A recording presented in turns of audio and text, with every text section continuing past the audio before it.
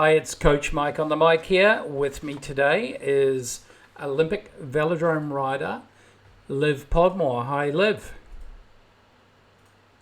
Hey Mike, how are you? Good. So Liv is talking to us from Cambridge in New Zealand, and Liv, you've got some rather difficult situation at the moment, as the whole world does with COVID-19. Can you describe your current living environment? Are you in lockdown, or are you free to go out and about? Let's just get a bit of a feel for how the current situation is affecting you. Yeah, so here in New Zealand we're in full lockdown, which means that only essential services like supermarkets and petrol stations, they're the only things that are open. So it basically means for us as athletes that we can only leave the house if we're going within a 5 kilometre radius. Yep. So that really limits our ride time. But we're super lucky to have our ergs, and quite a few of us have our own gym equipment. So we're pretty settled here at home, just putting in the hard yards. Yeah. Okay. So when you mention erg, that's an indoor bike that's got a fair bit of resistance via wind. Is that correct? Yeah. I currently use the Le Monde erg Okay. for my road bike. All right. And you mentioned you've got strength equipment there as well. Yeah, got a pretty cool setup in the garage downstairs. All right. So quite clearly, this phase is not about achieving peak fitness. It's more about ticking over and just staying relatively in touch while we ride out the storm of COVID-19. Correct? Yeah, for sure. It's a great time to spend time with family. I'm here with my partner on his dairy farm with his family. So it's a great time to spend time with family, do things that you've always wanted to do, so that are indoors, and just stay fit and healthy. Really is the main goal for this 4 weeks. Yeah, absolutely. So you've no doubt, being on a farm, you've no doubt got a rather nice view and the ability to get fresh air and a bit of sunshine, probably better than a lot of people. Yeah, definitely counting my lucky stars, that's for sure. All right. Okay. So Rio Olympics, you were selected for New Zealand, and at a fairly young age of around 19, if I'm not mistaken. Is that correct? Yeah, 19. Alrighty. Now, you were. Can you talk us through what you were selected for, and talk us through your Rio experience?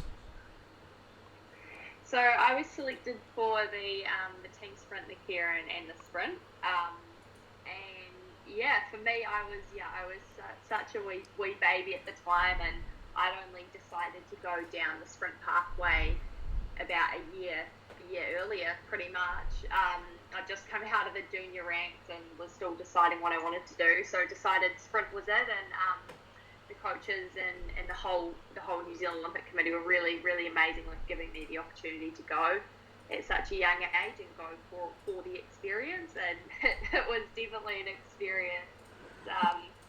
In the team sprint, I think I false started the first one, and then the next day in the Kieran, I got taken out and had a really big crash. All right. Let's just. Wasn't the best experience. Now, can we drill down into that crash in the Kieran? So I saw it on TV and I saw numerous replays and so on. Can you just talk us through what happened?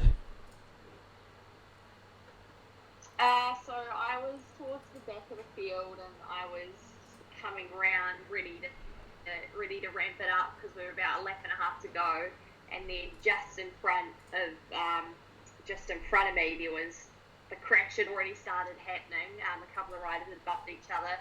One had gone down, one was way up at the fence, and I thought I was going to be able to avoid it all, but the rider underneath me just swung straight up in a fright, obviously, and took me out. Yep, not a good moment, and such are such are the instant dramas that can happen on a velodrome. Well,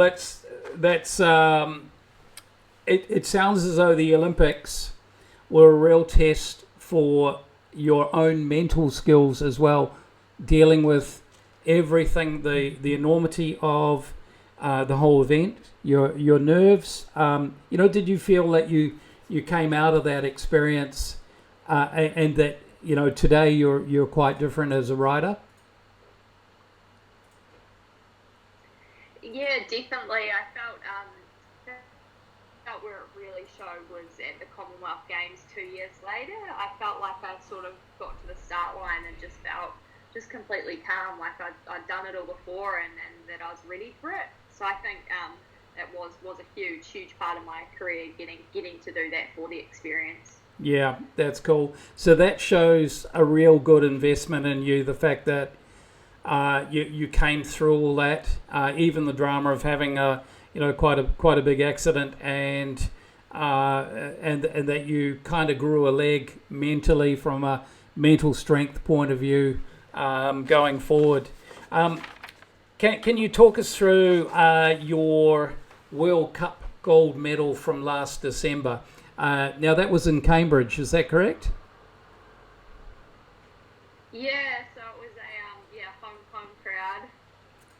Yep, and you were a sprint double. So yeah, just describe the whole event and just drill down to the heats and the moment of winning, if you don't mind. So it got to race day, and I just got back from Hong Kong a few days earlier, along with the rest of the team. We'd been competing over there, and it didn't go that great. And in my mind, I sort of knew I just had to pretend it didn't happen, pretend I'd had the perfect build up, pretend that I was ready to go, and I did that, and I was able to switch my mind on and switch my body to being just absolutely ready to go. And first round we went out there and we qualified in first, and I'm thinking, yeah, cool, we can actually do this. And then we got to the next round and we made the gold ride off, and then we were on the start line for the gold ride off, and we were, I think there was just something inside of us that just knew we could really do it, and we just really wanted it, more so than the other teams, I think, and we went out there and won, and it was a really, really special moment. That's great. Have you always had the real competitive spirit that you obviously have now? Has that always been the case? Yeah, I think so. I definitely think so. I grew up in a family of four, and most of us have ride bikes, and so I think, I loved it from a young age. Really, the racing side of it. I didn't necessarily love cycling as such. I thought it was a little bit silly at the start, but I think once I started racing, I really, really found a love for it. Yeah, cool. So let's go back to those beginning years. Which club were you riding with? I was with Papanui with Yep. Bruce and Amy Dorr, who ran that. Yes. So I was a Papanui girl through and through, and then switched to, I guess just the Canterbury Track Cycling Club once I started track. Yeah. Early coaching influences over the years? Murray Steele was my first coach as an under-15. He coached me to my very first national title. And then after that, I went to Hamish Ferguson, and he was my coach up until I had to be under the national coaches when I was late 18. So, and Hamish is still such a big part of my life. I still call him my life coach, so it's really, really cool to have him, and he's been a big part of my career and my journey. Yeah, good guy, very experienced guy, somebody I've known for many, many years. He's helped me out. I've learnt many things from him as well. He's got quite a legacy around him, particularly in the velodrome. All right, so I've got a series of fast fire questions for you. Some quick answer questions. First bike. Cool. Oh, a giant. Giant. Yep. Okay. Now, as a sprinter, Do you need to do any endurance training? Yes, we need to keep up a few like long, slow endurance rides just Of- to keep that base fitness there. Of course, that's the engine. Yep, that was a trick question, by the way, and you passed. All right, favorite ride in Christchurch, and second part of this, favorite ride in Cambridge. Oh, would definitely have to be Long Bays. Long Bays. Christchurch, that's my favourite ride. Yep. And up in Cambridge, I've got a really cool figure of 8 loop I do that goes out Scotsman's Valley Way and out around the back of the Blueberries, and that's a 100k loop, and it's my favourite. Lovely. All right, Long Bays, for those that don't know, in Christchurch is mostly flat, but they have the marvellous Port Hills and some really nice elevations, probably around 300 plus metres of climbing, some fairly steep bits, and good strength endurance, lots of lovely views. Sometimes a little cold though. All right. Oh yeah, frosty. All right, favourite person or group to ride with? Oh, I'd might get in trouble if I don't say my partner Ben. He got into cycling just before he met me. Yeah. But I do really just love riding with my mum Oh. down in Christchurch. Oh, that's cool. Alrighty. What's the most essential thing you pack or take with you on a ride? Oh, at the moment, it would have to be a rice cake. My beautiful Swanee birdie made. He taught me how to make rice cakes at the last World Champs, and I've been making them and taking them training ever since. Very nice. Okay. All right. So, what word would Ben use to describe you? A girl who knows what she wants and lots of fun. All right. Cool. All right. Very good. Velodrome question. Have you ever head-butted someone in a race? Not intentionally.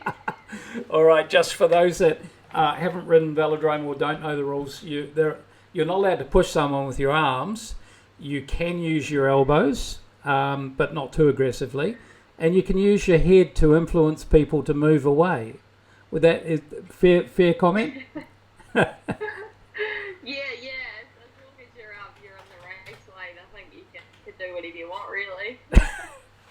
Fair enough. All right. So let's come. I'd like to take a step back now and to talk about your training and training phases. Now, if we weren't in the current lockdown, can you describe your current phase? And of course, we were on a trajectory to what was going to be the Olympics this year, and I've just read that it's been announced that it will be in July next year.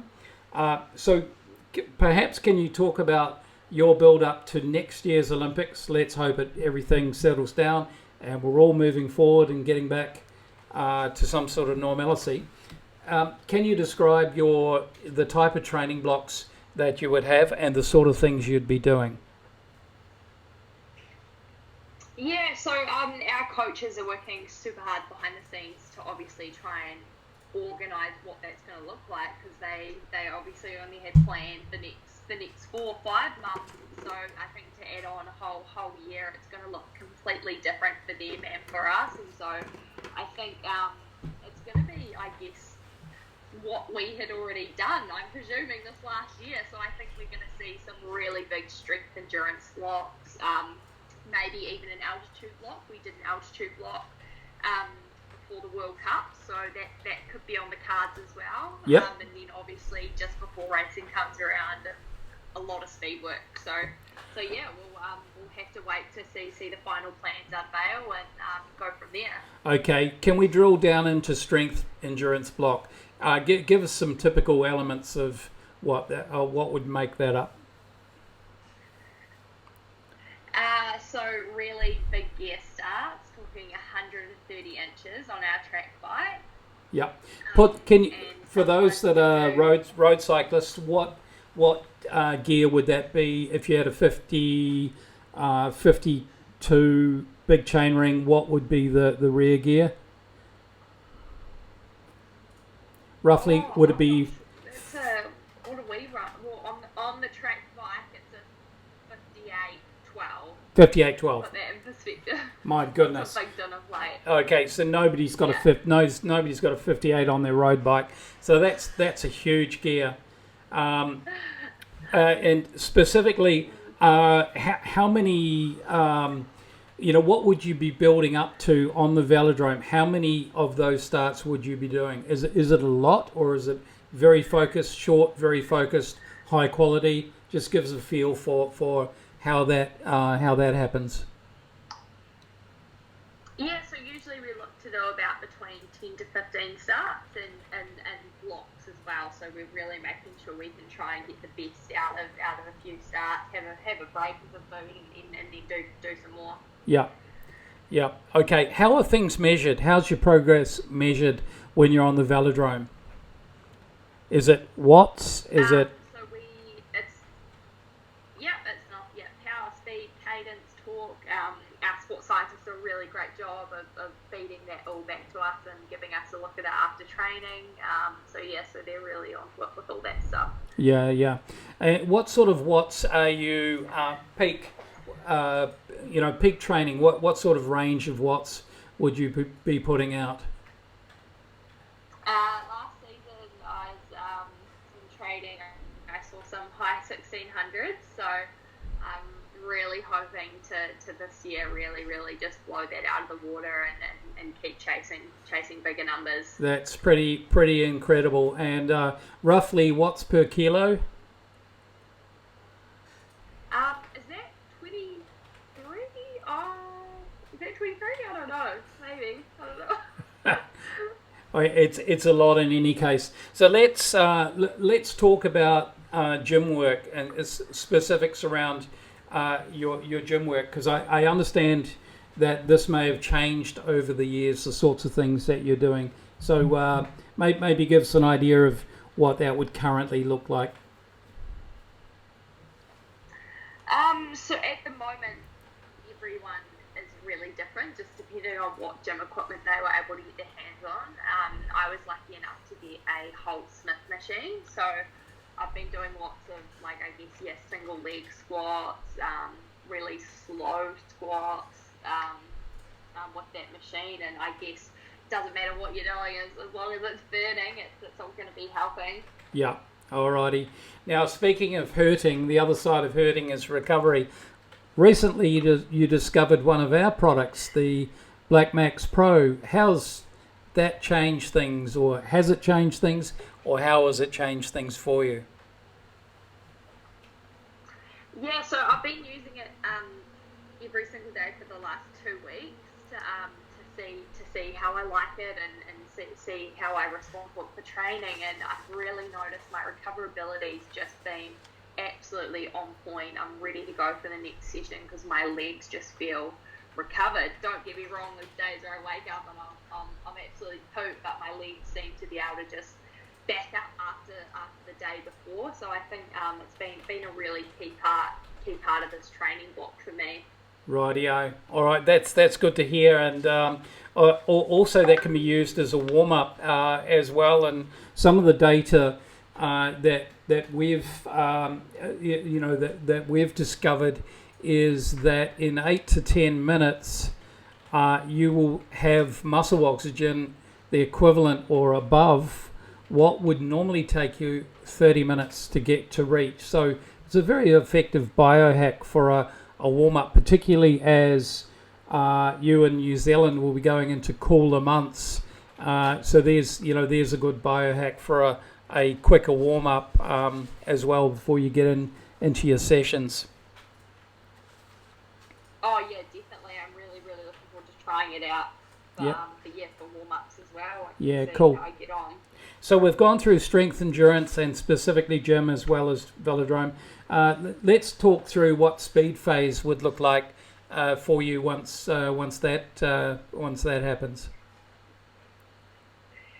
So that would be lots of motorbike work on the velodrome. So we have like a proper motorbike that comes on the track with us and goes in front of us and does some pretty crazy speeds. So that's really exciting. It's always probably one of the funnest phases.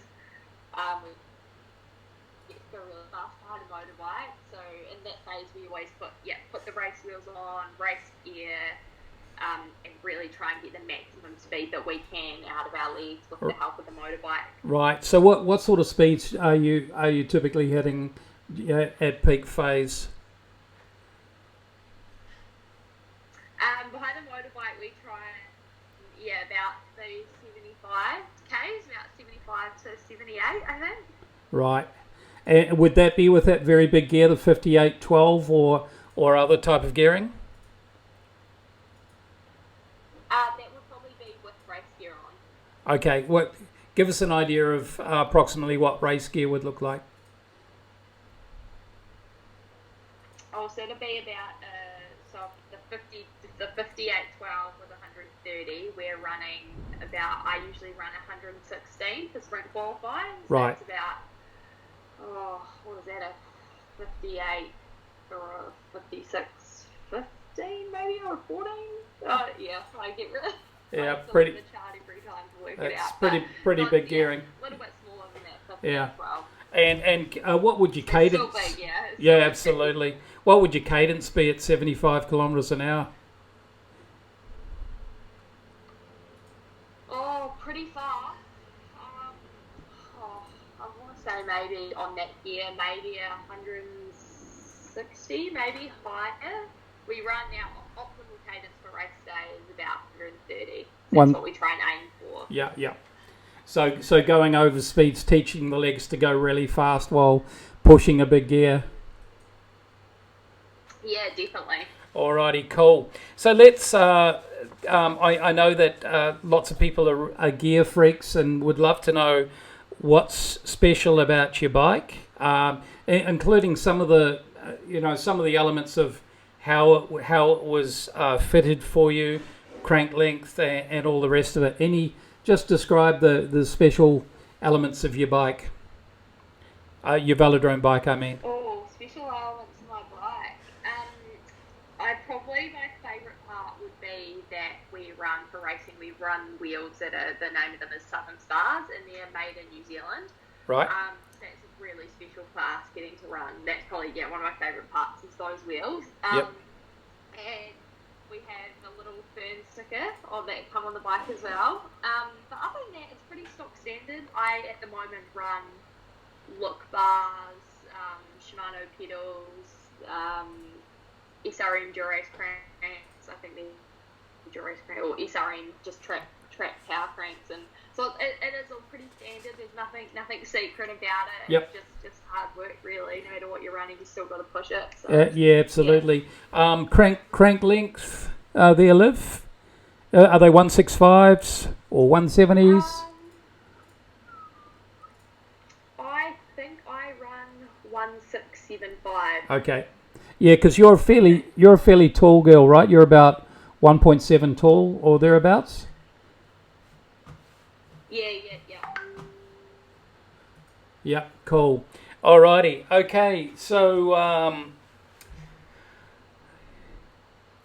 there must be quite a bit of mental skills. I mean, we saw this coming with the virus, and the question mark started to mount. How disappointing was it for you to discover that the Olympics had been cancelled, or did you see it coming for quite a while? And has it been easy? Has it been relatively easy to reset your timing and your expectations? I think for me it was actually a really good thing that this happened, because my situation, we hadn't actually qualified the team sprint for the Olympics, so my individual selection was really compromised because of that. So having it extended longer and having the selections reopened and another chance to really show the coaches what I can do, I think it's been a cool opportunity for me mentally to really be like, okay, let's see what I can do. So it hasn't affected me at all, really, other than the fact I've just seen it as a really positive note.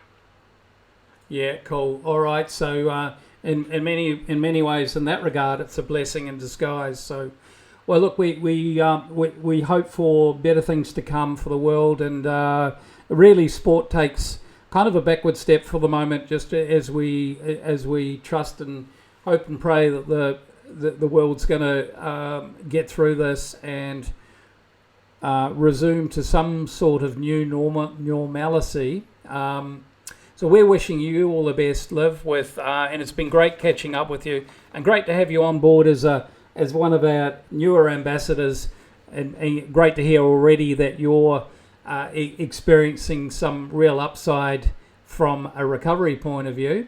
And we wish you all the best, and we hope to stay in touch with you via another catch-up interview in 2 to 3 months' time, but also through your social media and sharing some of what you're doing to overcome the current lockdown and in order to stay positive and keep moving forward. So thanks very much. It's been really great chatting with you, Liv, and we wish you all the best. Yeah, thank you. It's great to be on board. All right, cheers. Okay, Coach Mike, and it's over and out.